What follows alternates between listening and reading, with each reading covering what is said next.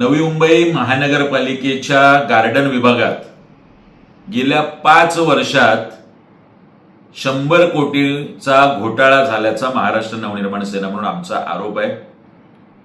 2024 मध्ये नवी मुंबई महानगरपालिकेच्या गार्डन विभागाने खेळणी व ओपन जिमच्या साहित्याच्या खरेदीमध्ये त्याचबरोबर दुरुस्तीमध्ये मोठा घोळ केलाय।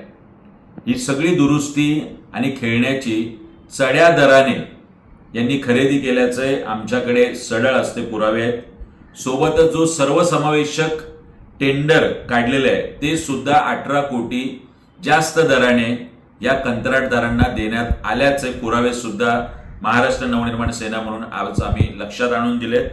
माझ्यासमोर एअर वॉकर असेल, हिप ट्विस्टर असेल, एबीएस बोर्ड असेल, एरो रायडर असेल, त्यांच्यात स्काय एंटरप्राइजेसने दिलेले दर आणि त्याच स्काय एंटरप्राइजेस कडून आम्ही सुद्धा काढलेले दर याच्या 300 ते 400 पटीचा फरक दिसतोय। जे एअर वॉकर आम्हाला 24,000 पडते त्याच्यासाठी महापालिकेने 89,000 मोजलेत। जे हिप ट्विस्टर आम्हाला 24,800 मध्ये पडते त्याच्यासाठी 59,000 रुपये भरलेत। असे प्रत्येक वस्तूसाठी साहित्य खरेदी करताना मोठा घोळ महापालिकेने केलाय, महापालिकेच्या अधिकाऱ्यांनी केलाय।